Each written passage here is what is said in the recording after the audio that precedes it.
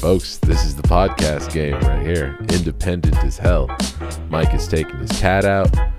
We're here. We're ready to record the second episode of the Fight Plug WMMA. That name is still in flux. We might still change that.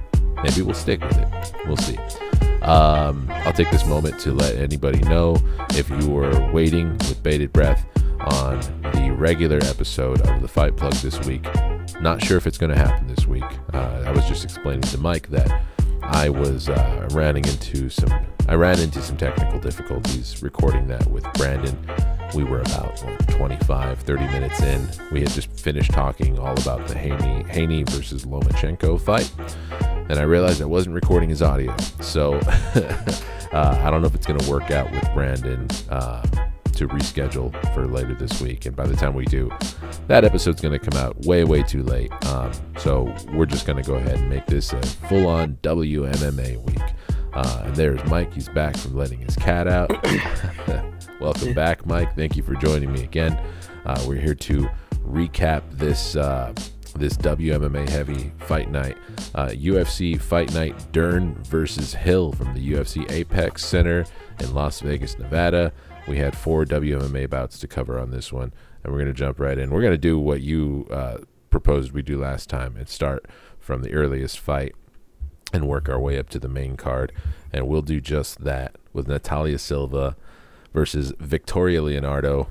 Natalia Silva comes out, does what we knew that she was going to do, does what a lot of people knew what she was going to do, did what the odds makers certainly knew that she was going to do. She was probably the biggest favorite on this card, and she absolutely styles. She was minus 900 favorite. Crazy numbers. But she went ahead and proved it to everybody. She absolutely styled all over Victoria Leonardo. This is not necessarily this performance specifically, but Natalia Silva specifically is like, I think right now she is the torchbearer for, like, if you know somebody who's into MMA but they're still on the fence about WMMA, or they're not completely dismissive of it, but they're just not super into it, or they don't really know who to watch. Just if they can't watch and appreciate what Natalia Silva does in the ring, they're lost. they're watching MMA for other reasons completely, not necessarily for the performances. But yeah, man, she is showing that she's like the full package on the feet. I mean, as far as recapping this fight, there's not a whole lot to recap or go through the X's and O's. It was a pretty short fight. It was round 1, right? Let me pull this up my screen. Round 1. I would say maybe 2 minutes and 58 seconds into round 1. Almost 3. Yeah, she gets it done with she drops Victoria Leonardo with some combinations, some punches. Comes in and starts throwing. She threw like three consecutive head kicks. I don't remember how many. Yeah, but it finished standing. The ref said, "I don't need to see any more of this. I'm going to save Victoria Leonardo," and it's probably good that he did. It wasn't as violent of a finish as it could have been. But Natalia Silva cuts her little promo, tries her darndest to speak in English, which is absolutely adorable. Let's hope her English doesn't get that much better. I think it's amazing where it's at right now. Maybe if her comprehension gets better, sure. But yeah, I think that she could end up being a promotional darling at this flyweight division. But what I was about to start getting into in terms of where the question marks are with Natalia Silva, where we haven't seen her tested. I threw out in our group chat that I would really like to see her get in there with someone like a Tracy Cortez, someone who's really going to test that takedown defense. And she defended a takedown from Victoria Leonardo and looked damn good doing it, but Victoria Leonardo was already kind of pieced up when at that point. So I don't know if there's too much that we can draw from that. like I said, Tracy Cortez would be interesting for me. There's also like Marina Moroz. There's other grapplers in this division who could keep Natalia Silva honest or kind of answer some of those questions for us if they take her to the ground. But what would be your preferred matchup moving forward for her? Are you ready to fast track her? I'm trying to take a look at the rankings. Wow, she didn't get a ranking after that? She didn't even get a fucking fight night bonus, man. Wow, I'm taking a look at this right now because I assumed she would be in the top, at least number 15. It's infinitely better. Yeah, I think there's some injustice right here. Yeah. Well, I guess if we're talking matchups, I'd be good with anyone from that 11 to 15 range. Yeah, that'd be ideal. Like, I wouldn't be mad at any of those matchups. It depends. Do you want to fast track her? If you want to fast track her, I think you give her Maya or Lauren Murphy. If you want to continue to build her up,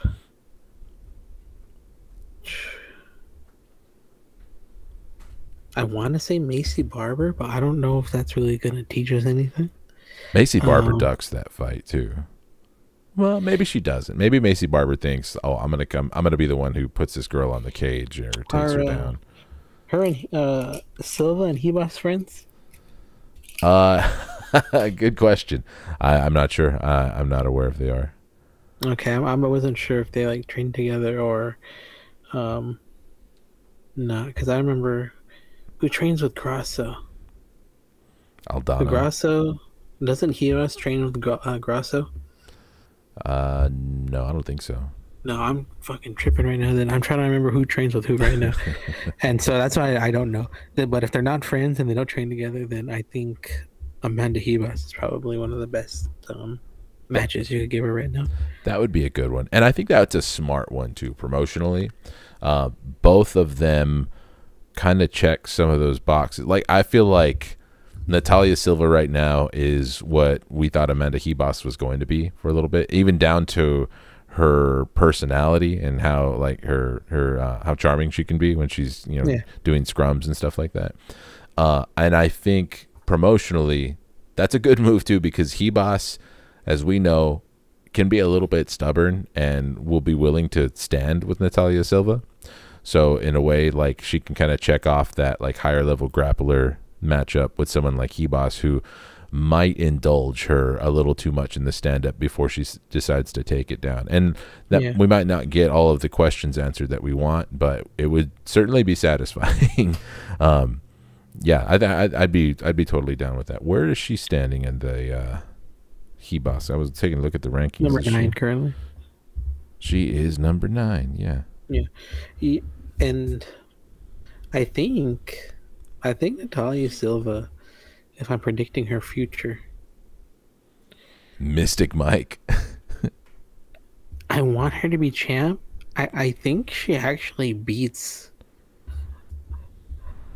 I think she actually beats everybody. This is the eye test right here. I'll just disclosure for anybody listening. Like, oh, top really? 5, in top 5, with the exception of Blanchfield. Yeah, I think Blanchfield knows better. I don't think Silva beats Blanchfield. But I think Silva can beat everybody else. I think she can beat Chev. I would love to see fucking Silva versus Chev. Really, yeah. I mean, really, I would look forward to seeing her next fight, regardless of who it's against. I'm that high on her right now. And I don't know if I'm willing to go out on a limb and declare that she beats everybody but Blanchfield. Although I can certainly see if almost any of the fights, looking at this top 15 at flyweight, if any of these matchups stay on the feet with Natalia Silva, I mean, who am I to say you're wrong? Yeah. But I really do want to see what her scramble looks like, and I want to see what she looks like when she's on her back. That sounds potentially perverted, but if we see her fight somebody who has half decent wrestling offense, or even like a pretty solid trip game, like we might wake up and realize like, oh, like even like a Casey O'Neill could get on top of this chick and make it a long night for Natalia Silva. So I need those questions answered. But I'll still be favoring her against most of this flyweight division, actually. But it's a matter of time to see if the UFC wants to fast track her or take it slow, because I'm sure they wouldn't. By the looks of it, they're going slow. It looks like it, because I don't think they mind whatsoever having her on prelim cards and stuff, and giving fans who, I mean, granted, this wasn't even a pay-per-view, but eventually I can see her being a really strong featured prelim for a pay-per-view card. So yeah, exciting stuff in this flyweight division, man. Let's move it on up the card to our girl KK and Vanessa Demopoulos. This was the first one that I got wrong. By the way, we didn't even mention it at the top of the episode. You went 4-0. Straight up. Yeah, 4-0. Yeah. Called them all perfectly. Oh my God, Tapology. What are these pop-ups? Let me refresh that screen. But anyways, yeah. Karolina Kowalkiewicz gets it done against Vanessa Demopoulos. I thought that when the fight got to the ground, if the fight ever got to the ground, that Vanessa Demopoulos would be more of a force than she was. But this fight played out on the feet. Like, I think did you predict that this would be an on the feet? Because I think I remember you saying that if it goes to the ground, KK can give her trouble, which you weren't necessarily. I don't remember. Yeah, I mean, even if that was the case, you weren't necessarily proven wrong, because it didn't go there. Yeah. Yeah, KK had Vanessa Demopoulos whiffing, man. I missed most of the first round of this fight, and I caught rounds 2 and 3, and by then Vanessa Demopoulos was just swinging for the fences and whiffing so hard. I think this was a really good example of how you get certain matchups when you see someone excels in one little area that people write off, and that's all it takes. Like, you almost kind of think about like the Mega Man final boss power combinations, like the weaknesses and stuff, and you get to someone like Vanessa Demopoulos and you don't realize, like, oh, all it takes is a little bit of footwork. Because I think that's a lot of what this was that Vanessa Demopoulos just couldn't figure out how to close the distance and cut off the cage, and Karolina did something akin to what I thought Angela Hill was going to do to Mackenzie Dern, but we'll get into that fight later. I would say I'm still a little bit concerned about Karolina's head movement, and it feels weird saying I'm still concerned about it, because she's clearly on, the last leg of her career. Despite this resurgence and the 3-fight win streak that she's on, we know that if she's making a run at the title, this is going to be the last attempt at that. Yeah. But I think this is a damn good name to get under her belt, to kind of like keep building this resume, to kind of like do this late career swan song kind of title run. I want to know, same question I asked about Natalia Silva. Like, let's talk about moving forward, what things look like for KK. What are some winnable fights? If you were her manager, who are you telling her to call out? Because she won't do that. She doesn't call anybody out. Jesus. She's not even ranked either. Which I'd say is still right. I mean, you can start to make an argument, but let me take a look at this top 15. Strawweight, 115. Straw. Come on. I think her and Angela Hill. What? Angela Hill didn't move out. She was number 14 and lost. Yeah. Oh, yeah. No, these have already updated too, because they update on Tuesday. They get updated on Tuesday. Yep. Nah, dude, I don't agree with a lot of this. Here's the thing. I think this brings up a conversation, or what do you think about how fast certain fighters should be removed from the rankings due to inactivity? Because, or even like stuff that we can time out, because Tisha Torres is pregnant. Rose has no timetable for return whatsoever. She's doing grappling tournaments and stuff like that. So you remove them two from the rankings, it's about to be a whole year since Rose fought.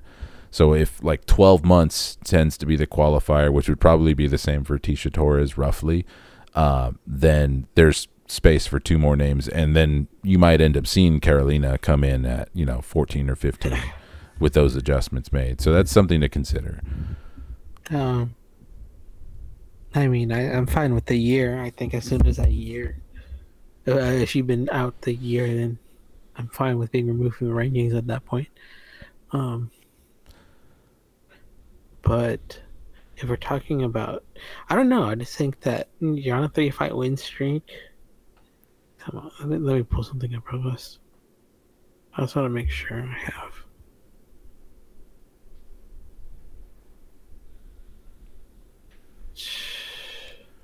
Tapology has Carolina ranked the number 14 at strawweight, so that's fair. That too. And I definitely tend to go by their rankings more than the UFC's rankings. But when we're doing pod, I figure listeners will probably just default to UFC rankings. So 1, 2, 3.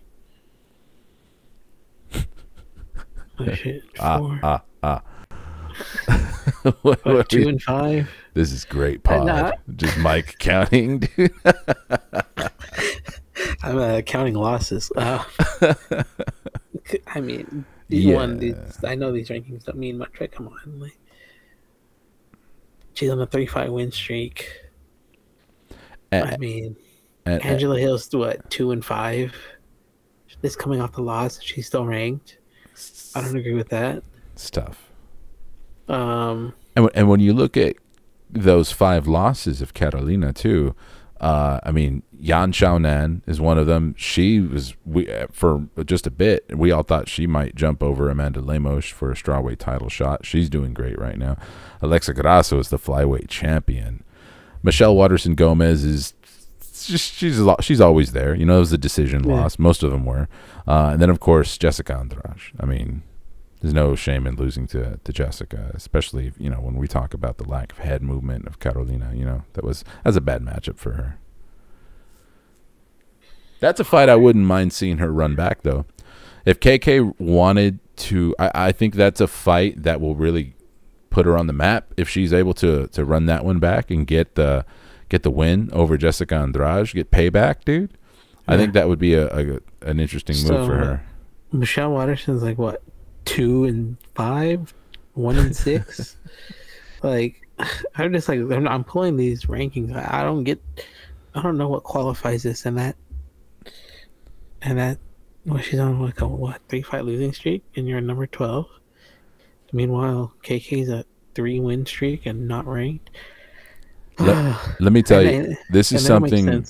No, this is something that has been plaguing WMMA, like UFC specifically, rankings for a while, because I remember when I really started kind of like getting more into WMMA and getting down the rankings, I started to see people holding on that I was like, what is this person still doing here? Felice Herrig, before she came back and retired, losing to Carolina, which is what kickstarted Carolina's 3-fight streak. She was on a 3-fight losing streak to Jandiroba, Michelle Waterson Gomez, and KK back in 2018. She hadn't won a fight since 2017, and in 2022 she was still in the top 15 at strawweight. Yeah, and it's like, dude, strawweight is too good of a division for us to be doing that. And I think what really comes down to, and the reason I don't really get too caught up in it anymore, is because I honestly think there's probably 2 people in charge of the strawweight rankings that work at the UFC, and they're just not doing their due diligence. They're just not giving it their the effort that it deserves. But okay, so now that I got all my fucking rank complaining out of the way, no, I think KK beats Angela Hill, and I think she beats Michelle Waterson. But man, that is a very, really tough division. I think Tabitha Ricci deserves to be ranked higher. Luana Pinero's freaking dominating right now. She's got another fight coming up soon too. Definitely going to be talking about her in the coming weeks. If we're talking strawweight too, Yasmin Jauregui will be there soon, man. I think she's destined for top 10, top 5 possibly. There's some things that need to be cleaned up. She's kind of hittable, but man, she is exciting as hell. Suarez is there. Tisha Torres there. Marina Rodriguez still there. Dern just won. Jandy Roba. Yasmin Lucindo, who just fought at flyweight, but she came into the UFC as a strawweight. That was the first fight against both her and Yasmin Jauregui made their debuts against each other, and they had a banger of a fight. Like, it was potentially fight of the night. It might have even gotten fight of the night. She's coming back to strawweight, so and she's so young too. That's a great thing about strawweight too, is like with a lot of the prospects coming up, it's a young division, and that means longevity, man. That's exciting. But no, so I mean the division is stacked, but I do think, man, what are they gonna do? He thinks, folks. If they want to keep it going, they're gonna give her Watterson, or that's gonna be Angela Hill's next fight. If they want to use KK and her name to build somebody up and kind of put over, then I think you're gonna see her against maybe Panero if she wins. No, because Panero's already ranked. Why would she fight down? Yeah, I don't know what they're gonna do. I like that you mentioned that, though. Like, if they want to use her on the other end of the spectrum, because she's not safe from a Glue Factory fight. Like, in fact, she's like a Glue Factory fight. You don't know what you don't listen to our podcast. A Glue Factory, like when an aging vet who still has a name is being marched out there against like an unknown like fucking prospect for the prospect to beat. They're sending them to the Glue Factory, like an old horse. You're gonna send an old horse to the Glue Factory to be turned into glue. I never. I've totally mentioned Glue Factory fights around you before. Anyways, but yeah. But I don't think she's safe from that kind of matchmaking necessarily. And in fact, I think right now, with her being on a 3-fight winning streak and with her having a name, being a former title challenger, dang, you just made me realize it's probably very likely that they end up using her in that way instead. Yeah, and I don't know how long, she's going to keep fighting for. I don't know, but realistically, I don't know how far the run is going to go. But like I said, she's on a 3-fight win streak. She's a name. She's fought literally everybody, who's who of the division. And it would be a big name on someone's cap coming up. So I mean, that's what I think is going to end up happening, though. It's interesting. I'm going to be rooting for her for the upset, but I definitely think we're going to see a match where she's going to be putting somebody over. Yeah, because you pretty much named the other two girls in this top 15 that are beatable for KK in Michelle Watterson Gomez and Angela Hill. Like, if you're gonna say like, okay, these are nice, like evenly matched fights, like those are the names. Anyone else, and if you're gonna make her fight anyone else in that top 15 other than those two girls, you might as well send her to the Glue Factory against an upcoming fighter. And if that was the case, if I was booking it, I would say do it with Jauregui, but that's because I'm high on her. And so, and I mean, you might see it happen. I don't know where her contract's at right now as well. She could be up on her last. That'd be 3. This could be the 4th fight. So, I'm not sure if there's going to be a new contract. I don't know what's going to go on with that as well. So she's going to end up fighting Mackenzie Dern.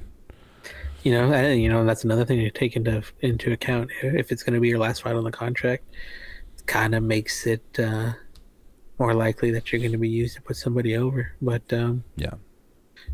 we'll see kind of what happens next in that matchmaking. And if Carolina is in a place in her career now where she's pretty much just fighting until she loses again to retire, where it's like she's not necessarily going to announce like, oh, this fight is my retirement fight. I'm just going to keep fighting as long as I keep winning, and as soon as I lose again, I'm going to hang him up. I think it would be good for her to really shoot for the stars.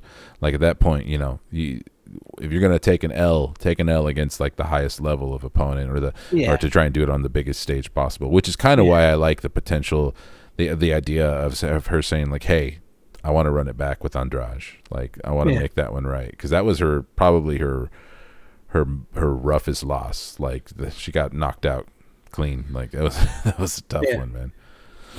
And I guess that makes sense considering Andrade is on a kind of bit of a skid too. But you know, it has a story at least. Yeah. And if she can prepare for that pressure of Andrade, I mean, like we've seen the blueprint to beating Andrade has been laid out for a while now, and it just takes the confidence to execute on that. Because she has the skills, she has the. I mean, since she's switched camps, and I probably said this in the last episode, I don't remember. Since she's changed camps, she's improved in a lot of the. Sorry, she's improved in a lot of the areas that she used to struggle in. Kind of in those areas when she was on that like cough farther away from the mic. Turn. Sorry. My bad. I didn't mean to derail you. No, but shit. Now I lost my train of thought. My bad. Ah, fuck. Nah, this live. Would you like to maybe read from the book a little bit? Yeah. Years ago, they tried to. Years ago, they tried to put KK in a box, dude. Okay, wait. Let me gather myself. Give me a second. I was just watching that video the other day and just fucking had me laughing. That's one of those ones that never gets old. Okay, but no. Okay, let me get back on track. But yeah, no, since she changed camps, and I think she's improved in a lot of those areas she used to struggle in. Kind of like, you know, all those areas that led to that 5-fight skid. And so I think you're just seeing just a better version of KK. So I think she's definitely prepared to be able to rematch Andrade, and definitely has a different game plan. You know, she definitely utilized lots of straight punches in this fight. I think I even mentioned, I was like, it's amazing what straight punches can do in MMA. That's it. Yeah. Just have better footwork and the timing to just fucking throw one right down the pipe at your opponent. Like that'll take you far, man. Yeah. And she was definitely getting a lot of mileage out of the straight punches, just putting them right in there. And keep her head up a lot still, which was kind of making me nervous, because there was times where she was eating some punches, and I think if you're going to rematch someone like Andrade still has that power. Yeah. So if you're going to keep your head straight up and your hands kind of low, then I hope the footwork's there. But yeah, you have to be able to punch on the back foot if you're going to fight Andrade. That is one thing. Yeah. Do I think they have a game plan and a new strategy and everything for that fight? Yeah, I do. Do I think KK can win that fight in 2023? Yes, I also do think she can win that fight. But again, that's also a fight where it could easily be a repeat of what happened the first time. It'd be a rough way to go out, dude. If you're gonna keep your head straight up like that. And yeah, so it'll be interesting to see what happens. Yeah. But no, it's what, 2 for 2. So yep, 2 new mythological fighter unlocked. Carolina in Florida with her dogs. Keep training with Coach Bahupa down at ATT. Bring those damn dogs. Doesn't even matter if the husband comes. Leave the husband at home in Poland. But yeah, Looking forward to the next KK fight. Let's talk about Lupita Godinez and Emily Ducote, a fight that ends in a 3-round decision. This one was pretty. It wasn't completely lopsided, but it was a pretty. Well, how should I say this? What the fuck is going on?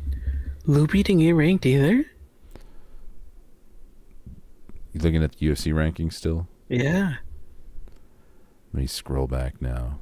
See how shocked you are. I'm trying to look at these names. Remind me the division. Strawweight. Ah, shit. Nah. Once again, I think you could replace Michelle Watterson and Angela Hill with KK and Loopy right now. I kind of get it a little bit more with Loopy. She's right around. I think every time she was about to break into the top 15 is when Angela Hill already beat Loopy.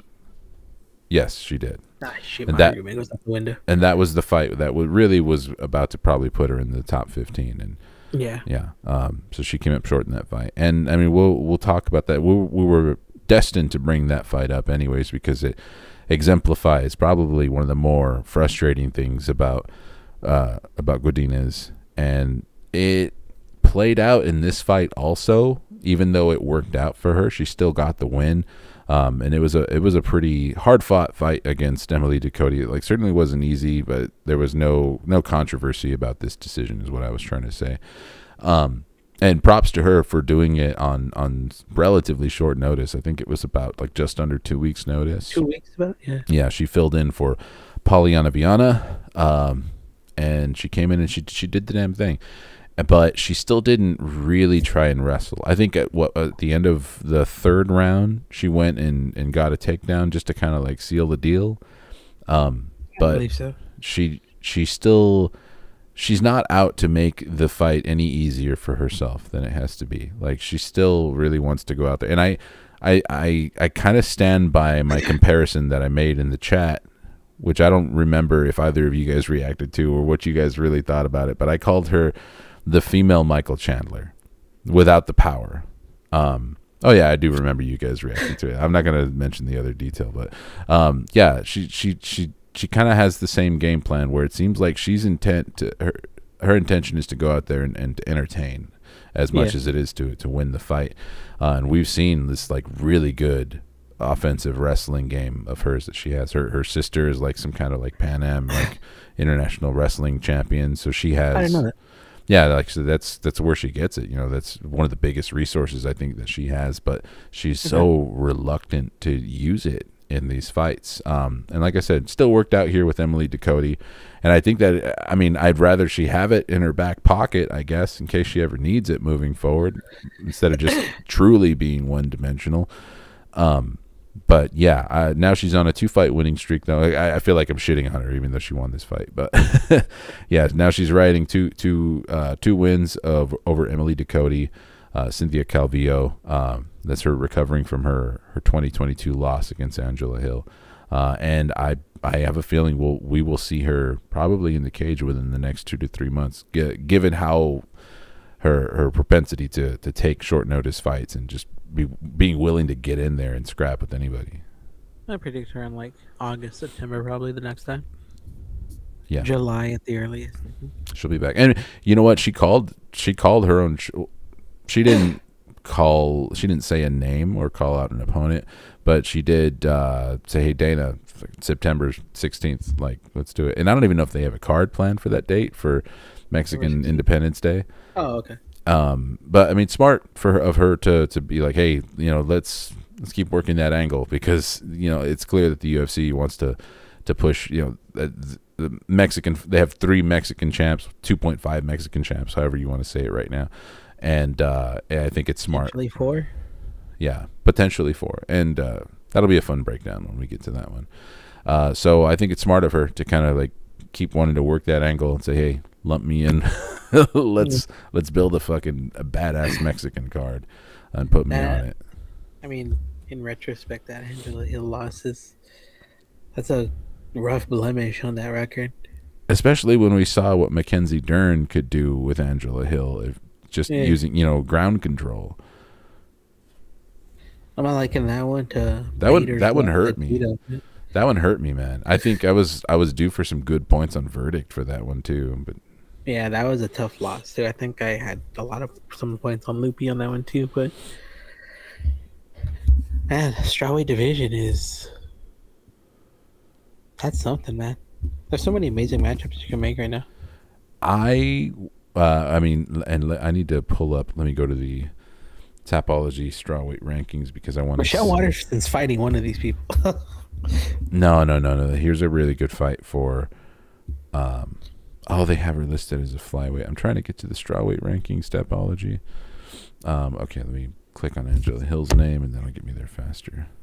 Strawweight, because I want to see who this girl is booked against. Oh, yes. Okay, I would like to see Lupi Godinez fight the winner of Jillian Robertson and Tabitha Ricci. More specifically, Tabitha Ricci. But, I mean, she's booked against Jillian, so I have to kind of add that qualifier right now, like the winner of those two.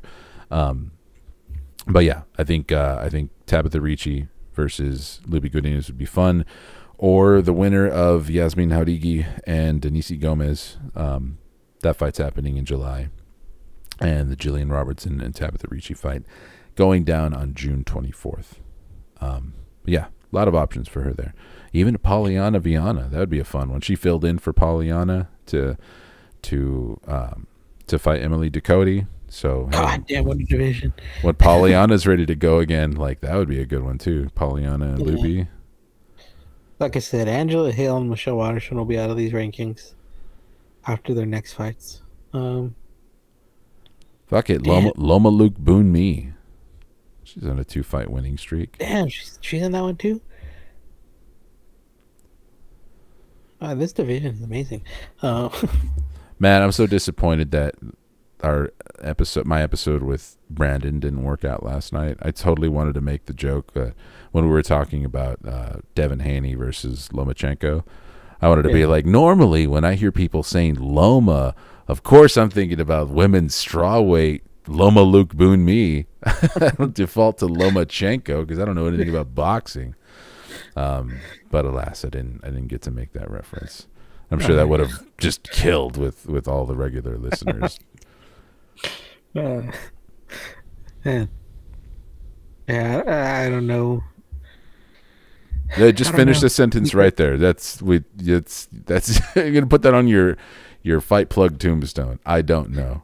Just because, like, I don't know if you want to like sacrifice prospects to each other, which is why I keep pushing for Lupi versus either Angela Hill or Michelle Waterson next. Yeah. Because I don't like the idea of what's the name in the Gomez fight? Oh, Jauregui? Yes, yeah. Yasmin Jauregui and Denise Gomez. Yeah. Yes. Like I don't like the winner of that also fighting Lupi, just because I don't like two prospects taking on each other, especially when they're kind of right outside the top 15. Mm-hmm. I think this is where you could kind of give them that veteran to make that name kind of same situation with KK. Looking at some of these names on the thing, I think you're going to start seeing a passing of the torch for kind of a lot of the fighters will kind of be leaving the rankings, I think. Because, man, what a stacked division. Let me take a look at something real fast.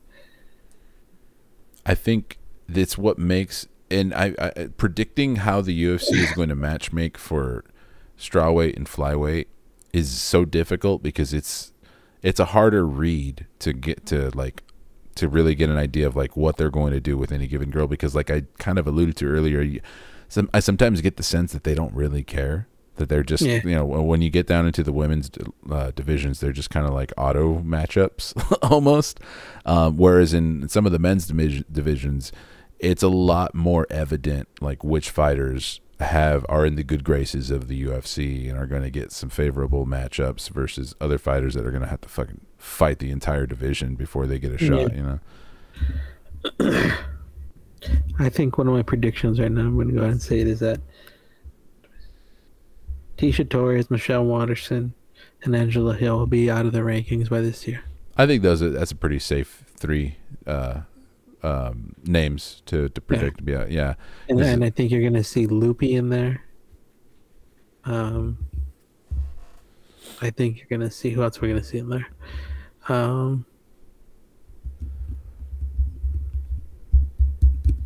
Howdy, Lucindo, for me. Those are probably the ones I'm going to say. Yeah, I mean... Sorry, I didn't mean to step... This is still your prediction. No, you're fine. You're fucking... You're right there with me, so... But yeah, no, I guess that's kind of where I'm going with that prediction. Main event.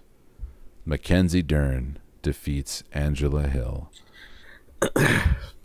By decision. Another decision win for Mackenzie Dern. My God, Tapology, be more reliable, please. Why? When I'm trying to record a podcast. Just a sec. I know what Bo don't know. Fight. You know what Bo don't know? I don't know. I don't know the reference. Bo Jackson. Here Bo we are. know? I know, but I don't. Never mind. Mackenzie Dern climbs to 12-3. She gets back in the winning column against Angela Hill across 5 rounds, 25 minutes total, and a whole lot of really bad judo throw attempts. But some improved striking from Mackenzie Dern. I don't necessarily know how to quantify how well or how far her striking has come, because it was against Angela Hill. And now I need to go on the record or eat my crow, I should say. I picked Angela Hill in this fight. I was already forgetting to mention that. Not only did you pick her, you said Angela Hill was going to dance circles around Mackenzie Dern. Well, I mean, it's not like saying someone's going to dance circles around someone means dominance. That just means she's going to keep her distance and not get taken down by Mackenzie Dern and potentially win a boring decision. I don't think that's necessarily saying a whole ton. I think that's dominance. You said you're going to dance circles around somebody. I mean, dominance for us who are into WMMA, I think people who are critical of WMMA would probably say different. But sure, okay, that would be a pretty much dominant. You know what? I will concede that is kind of dominant for Mackenzie Dern, because Dern always gets some amount of ground control time. Like, she rarely fights anybody who just completely doesn't let her take them down at all. Like, she does eventually get everybody down and makes everybody sweat. And she made me sweat too pretty early on when she took Angela Hill down.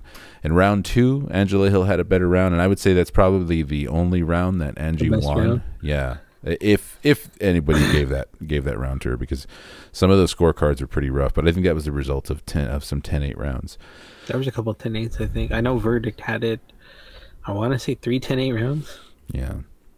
I didn't take into account or hadn't considered that Angela Hill wasn't going to be using her kicks so much. And I should have thought about that, because it's like, okay, yeah, you don't want to get taken down. Yeah, if she wants to avoid the takedown, she's not going to be kicking as much. But when I was picturing like how she would win the striking exchanges with Dern, or how she would dance around her, I pictured her using her kicks a lot to control the distance. But yeah, it made sense. Okay, she's not going to go in there and kick a whole lot. And then it turns out once Angela Hill's left with just her hands, I mean, this isn't really that much of a surprise for me, but they ain't that good. And they're bad enough that she's getting dropped by Mackenzie Dern. And she got dropped at least twice, I believe. It was a pretty rough one, man. Dern, her striking is still rough. I'm not going to sit here, and I'm not going to be like Joe Rogan when he was talking about Ronda Rousey, like crying. She's once in a generation athlete. No, but it looks like she's really learned to put real power behind her punches. Would you agree? I agree. I think one of our main criticisms of Mackenzie Dern, and I don't mean to make this is the cynical breakdown because she won this fight. We need to celebrate Mackenzie Dern to some extent here, and that is that I think that like she's always been hesitant to work on her wrestling, and even in this fight, Mike Gonzalez has left the meeting. He closed the tab. This motherfucker's gonna come back in laughing right now. All right. Waiting game. There he is. Let me guess. You closed the tab? Yeah. All right. I was like, I didn't realize my mouse was on it. And then like I leaned over onto the desk and I hit the thing on the laptop. That's what's up.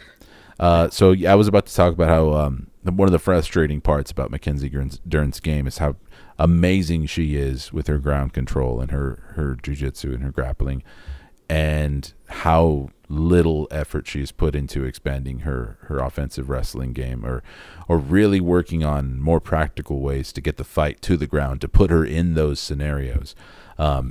She was able to do it. She was able to get Angela Hill down quite a bit in this fight. It always seemed to be because of punching exchanges, not necessarily like knocking Angela Hill down, but in a few instances it was that, or Angela Hill going for an ill-advised takedown and getting reversed. Yeah.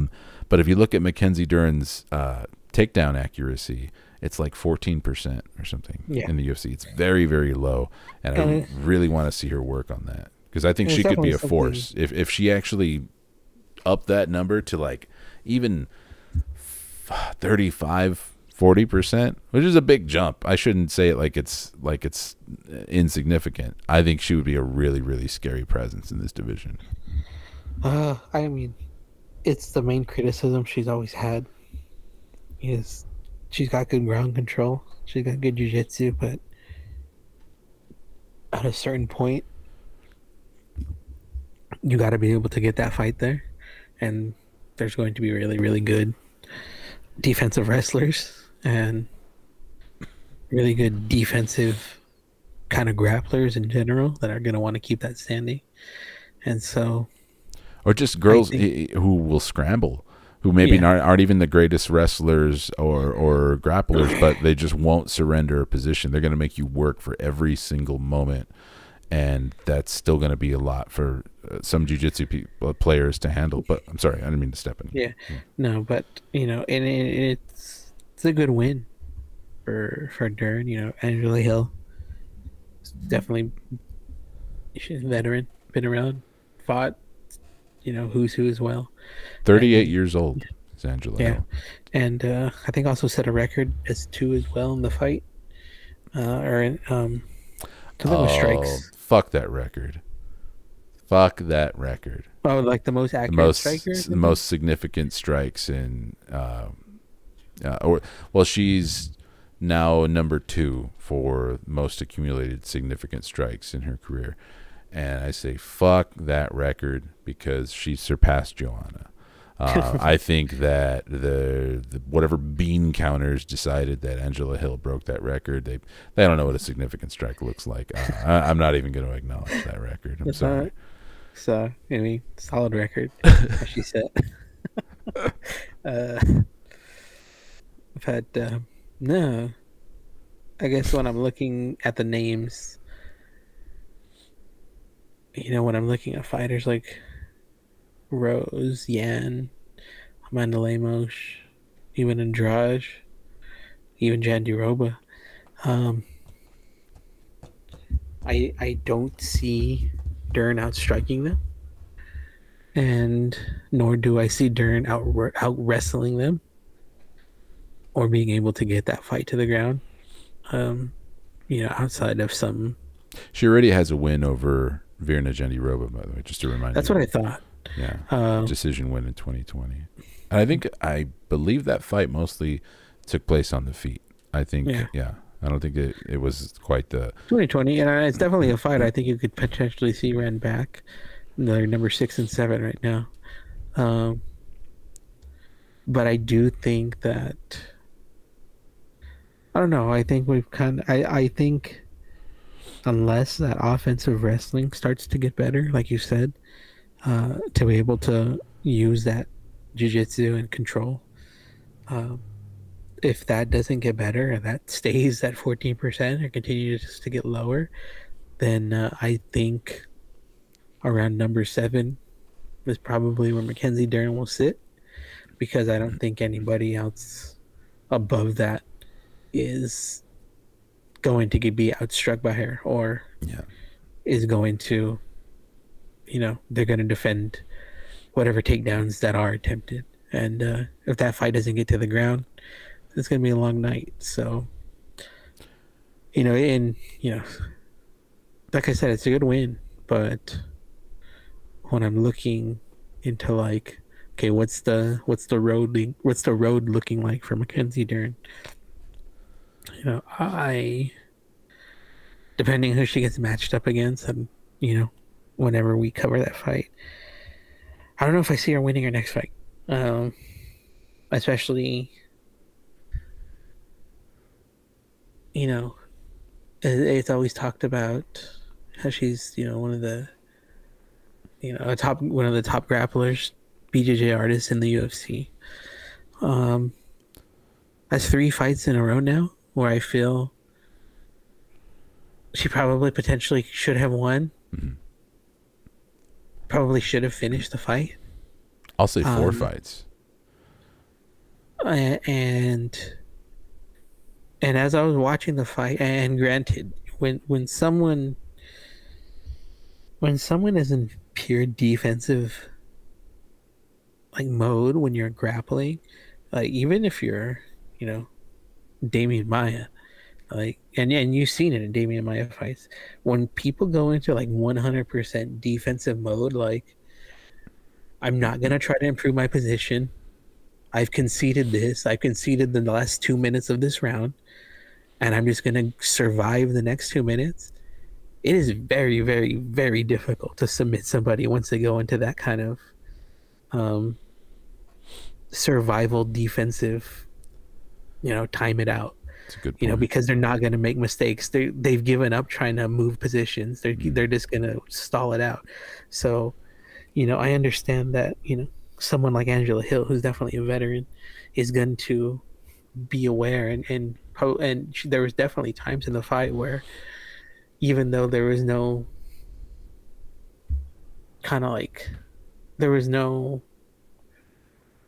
of scramble to get to a different position, or there was just times where I think Angela Hill kind of conceded that she wasn't going to get out of a certain position.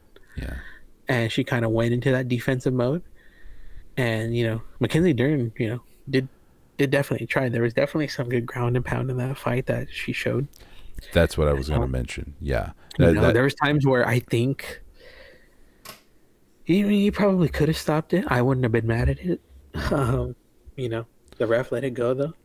And but when it came to the grappling and everything, it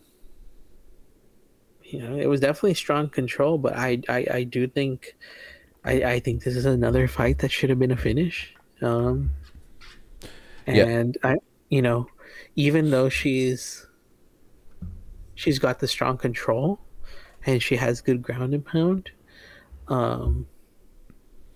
I just... Well, she's just now showing us that she has improving ground and pound, in my opinion. Because that's another thing that I've also been critical of, and I think that in some of her recent losses against like Yan Xiaonan and Marina Rodriguez, when she was able to get the fight in her world and get ground control, it was always just hunting for a submission. And I really think there was plenty of instances where if she had just rained down elbows on Yan Xiaonan instead of just always looking for the sub, she could have got her out of there, and she could have turned it around. I mean, she lost that fight, and I think it could have gone the other way completely, because now we're looking at 4 fights in a row. She's 2-2 in her last 4, and as when Mackenzie Dern kind of made her splash on the scene and kind of made herself known as this like super high level BJJ player in the strawweight division, if you would have told me that she was going to fight these 4 girls, I would have said like, okay, those are 4 girls that she should definitely submit. And she managed to get them all on the ground and get them in bad positions. And she came close with Angela Hill, too. I believe there was like at least 2 rounds where she had Angela Hill on the ropes where she was trying to lock in an armbar, and Angie was just holding on for dear life. Yeah, there's one point where I think if you have another maybe 30 seconds, and that armbar is definitely getting locked in. So she's still hunting for those submissions, but yeah, turning it on and actually just deciding like, no, okay, if the submission's not going to come, elbows, punches, ground and pound, those things are going to open up more opportunities for submissions. So I think that's also a really promising thing. She's making improvements, man. And I picked against her because I didn't have faith that she was going to like make these improvements, and there's some things that she still hasn't done that we mentioned, but like if we go back and look at her entire like body of work in the UFC, there's kind of always been these stages of Mackenzie Dern where we're talking about, and there was the weight miss era of Mackenzie Dern where she missed weight a few times, and that was always the thing where it's like, well, how disciplined is she? Is she actually going to make weight this time? It's unprofessional of her. That hasn't been an issue anymore. She's got that in she's transformed her body. Like she had a much more, I should say, less toned body before. It's just like she had a really like kind of like soft body. She didn't really have much like muscle definition, and I'm nobody to be talking about anyone's muscle definition, but she's improved in that area. Her conditioning, I believe, has gotten better because she's been put through the ringer. She's shown her durability. She's shown that she's not someone that's just gonna go away when you really put it on her too. I think really, and we mentioned her stand up improving, and maybe it's not necessarily improving so much as it's just getting more aggressive. But even that's a plus. I still, I think the last box to check, even if she's not going to get these submissions, the last box to check is like, hey, let's just work on those wrestlings and stop with the trips. Just do not ever even try those anymore. Her coach needs to be telling her, like, that's such a low percentage way to get the fight to the ground. You clearly aren't good enough at it. We're not using that anymore. Don't let me see you doing that in the cage. Like, that's what I want to hear from her coach. That's not me trying to like project what I would say to her, because like we mentioned, we're not coaches. We don't know the fight game like that. But I'd like to see the people around her giving her that advice. And I think, what do you think about? Did you watch her post-fight scrum at all, or have you watched her interview on Helwani? Okay, no, I usually don't follow up a lot on the post-fight stuff. Just whatever I see on Instagram once in a while. She made mention about her ongoing legal issues, her divorce that she's in the middle of right now with her ex.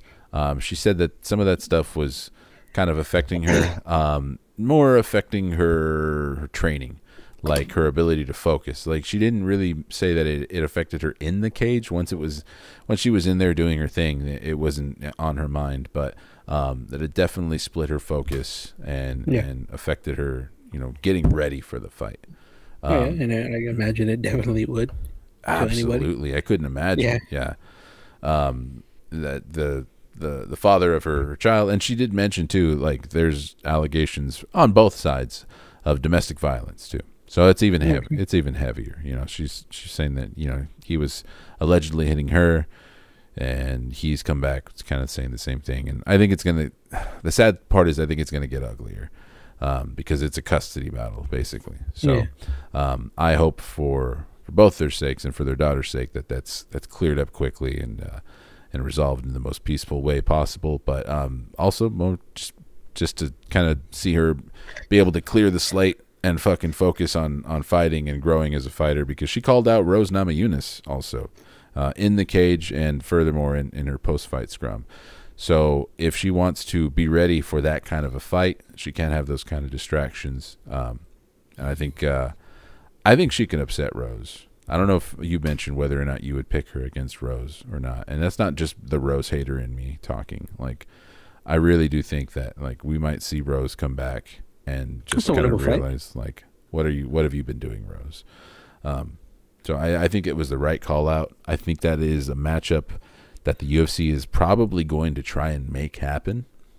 I think they're probably on board. They've shown that they're on board with Dern. I think this isn't the first fight night that she's headlined. Like, Yeah. I want to say it's like the third headlining slot that she's been given. I'm not positive about that. But I think who was Jandy Roba rumored to be fighting next? I thought I saw a rumor. Tatiana Suarez. That's right. Yep. Yeah, that fight is booked, I believe. Is it booked? Or is that a rumor? Let me go to the strawweight rankings right now, and I will. And number 10 and number you. 6 seems kind of. Yep, it's booked. Okay. Yeah. So yeah, then I think there's a high chance that Dern gets that Rose fight. I don't know, unless they do Dern Esparza. I think Jan's gonna wait out the winner of Whaley and Lemos. I don't think you do Dern and Draj. I don't think that really does anything. Because that's either gonna be Mackenzie Dern getting knocked out or Andrade getting taken down and subbed. Yeah, and it's tough too because Mackenzie Dern already fought and beat. Already fought and lost to Yan Xiaonan. So maybe if the UFC, that would be kind of be punishing Yan Xiaonan, since now she's having to wait for this Amanda Lemos Zhang Weili fight, and I just don't see them doing that anyways, because they have the potential to have a China versus China fight, in China down the road. Yeah, maybe. And I think that's definitely what they're looking for. So they're going to wait for that. So yeah, I think you're going to see Dern versus Rose or Carlin next. That makes sense. I think she'll get a title shot with the win. I think she still has to win one more, even if she beats Carla or Rose. I think if she gets a Rose fight and beats Rose and finishes Rose, like let's say she submits her, I think they give her a title fight. If it's a finish, I can see that then. Yeah, I think so. It would still depend on what's going on in the title picture. Maybe Yan Xiaonan and Amanda Lemos have one for the fucking record, storybook type of fight where it's just like, okay, we need to see a rematch. Or I'll ask you this, and we're getting away from the Mackenzie Dern thing a little bit and talking about Lemos and Zhang now because it's on my mind. And I don't think we've really talked about the fact that they booked this fight so far on our program. But Amanda Lemos versus Zhang Weili. If Amanda Lemos goes out there and beats Zhang Weili, let's say either by both scenarios, let's say she gets a KO TKO, somewhere in round 2, anywhere in the fight, not a first round KO, or she beats her by decision. Do you think that they give Zhang Weili an immediate rematch?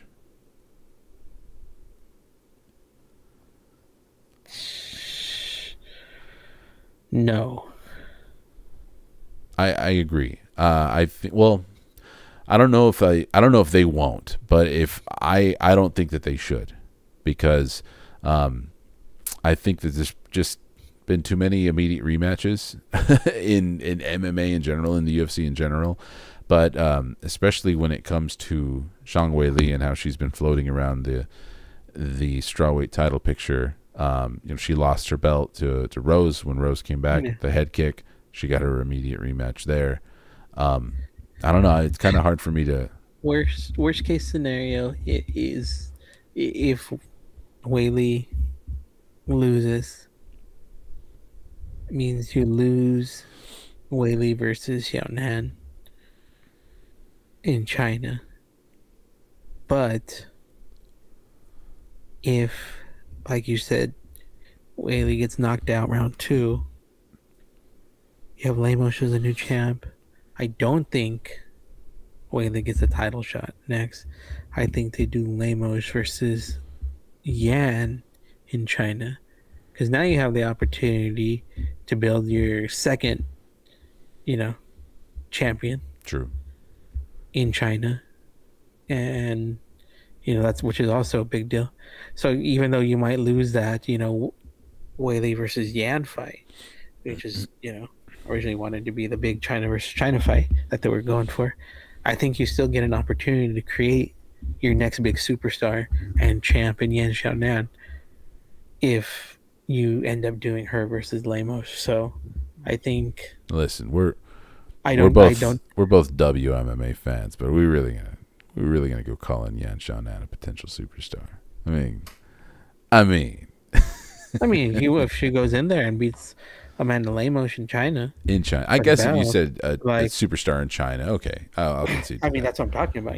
Yeah, That's what you're setting that fighter up to become. You're strapping that rocket to them to be that big superstar in China and to be the new face of MMA in the country as well. yeah, and I think she could be more of a promotional resource than Zhang Weili too. If she became a Chinese champ, because I mean Zhang Weili is great, she's amazing. I have no problem with her, but I feel like the only promotional like weight that she gives is just that she's just always posting herself training, which is great. Which is, if you're just a fight geek, like that's awesome. If you're a fan of Weili, you want to see that she's just always going crazy, working hard. But I think Yan Xiaonan will actually be a little bit more receptive to all of the media attention and kind of put herself out there in a different way that Zhang Weili isn't necessarily doing. And we talk about talk shows, baby. We talk about superstars and creating those biggest stars and China being an important market for the UFC. This weekend they have the Road to UFC? I didn't know that was happening. The performance in Shanghai. Yeah, I wasn't until I was watching the card this past weekend that I was even aware that they were doing the Road to UFC again. Yeah, which I didn't either, and so I was pulling it up, and so, you're definitely gonna see the finals of these tournaments coincide with that big title fight as well. But like I said, it also just goes to show you how important the market is to the UFC right now, and how they want to continue to build, stars in the region. I wonder when's the last time I don't remember the last time they went to China proper.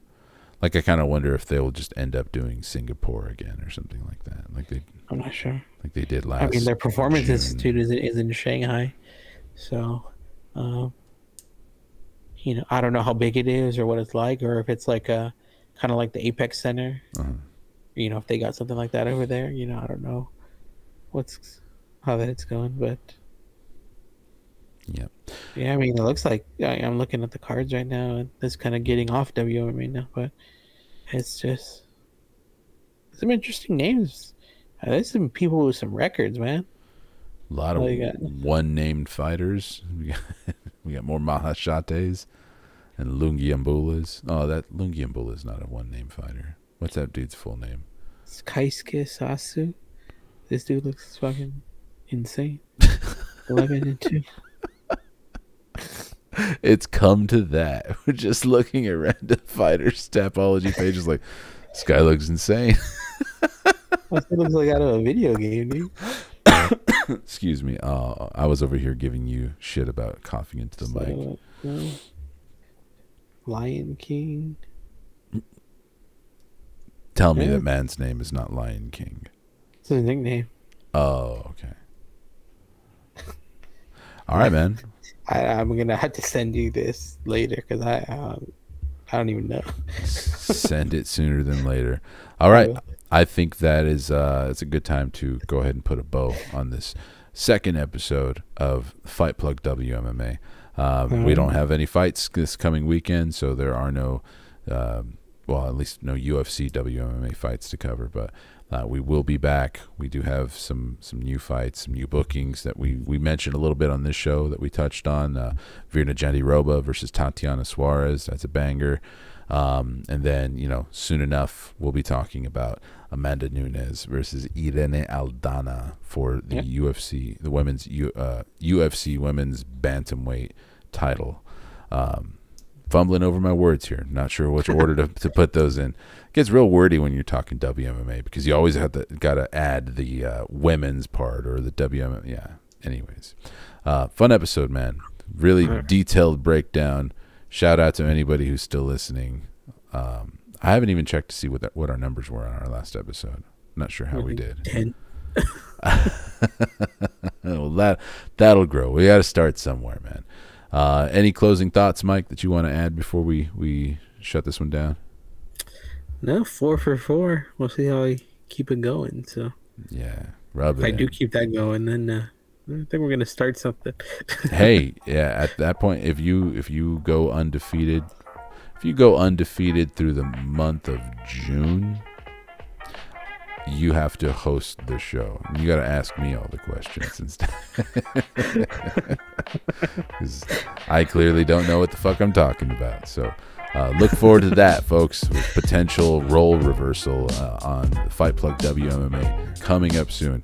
If you have any topics or anything you'd like us to discuss on a future episode, or any thoughts on anything we talked about on this episode in the world of WMMA. Questions. Maybe we're gonna get a question segment going pretty soon. Yeah, Q&A. Just fucking answering fake questions from burner email addresses. Oh man, yeah. But any why do you guys fucking suck? From definitely not Brandon at gmail.com. So yeah, leave a comment if you like this episode or any of our content. Consider liking, subscribing, leave a turning comment if you on don't like the notifications. We'll take the engagement. No, certainly leave a comment if you don't like it, but don't you go fucking giving us a thumbs down, though. Yeah, that's petty. All right, folks. Thank you for joining us once again. We'll see you on the next episode of the Fight Plug WMMA. Bye-bye.